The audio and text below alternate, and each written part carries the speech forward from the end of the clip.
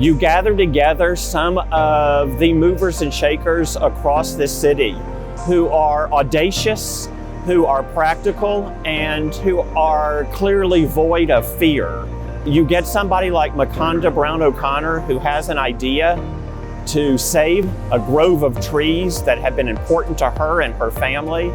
And she gathers together Nancy Kinder from the Kinder Foundation, Joe Nelson and Larry Faulkner from Houston Endowment, Brady Carruth from the Wortham Foundation, and they bring in a community partner like Jackie Martin, who had been the former head of United Way, and they sit down and literally plan every aspect of this place. The city component with an audacious leader like Bill White, who was mayor at the time, who turns to Guy Hagstad, a huge civic architect here, and say, we're coming to the table and we're going to participate in this big dream that you have.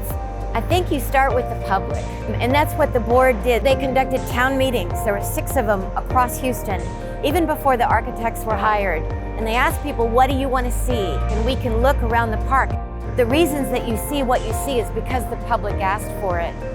And the last group might be the visionaries, the artists that we work with, who bring their artistic vision to the park and their voices and make this be an ongoing dialogue between performance artists and visual artists. It's an ongoing dialogue with the public. What makes me most proud are the events that are created because of how unique Discovery Green is, not only in its founding and its makeup, but in its location. Because of its proximity to the convention center, because of its proximity to City Hall. So we get to celebrate huge civic events like Final Four, like Super Bowl, but we also get to bring the community together when they have something to say, a la the George Floyd rally, a la the Women's March, and events like that. It's a unique role that Discovery Green plays. Hearing from parents who say that the art, both the performance and the art installations that we bring, can be the first time that their child is exposed to art.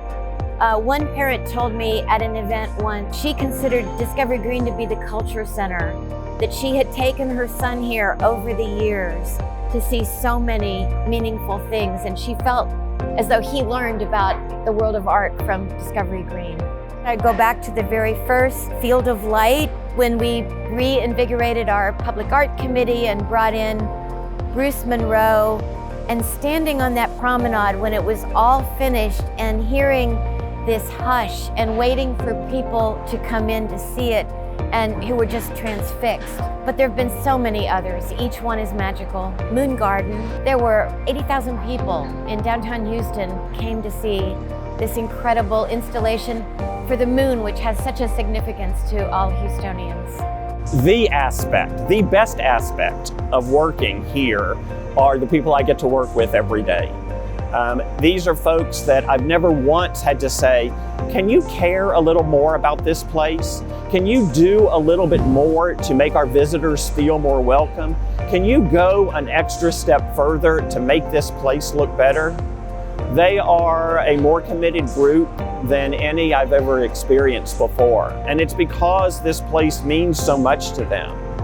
It's odd that 12 acres can be so transforming to a community and to a community of people that feel so fortunate to get to take care of it every day. Helping build a public space doesn't end the obligation. There's an ongoing responsibility to support and nurture these public spaces past the opening.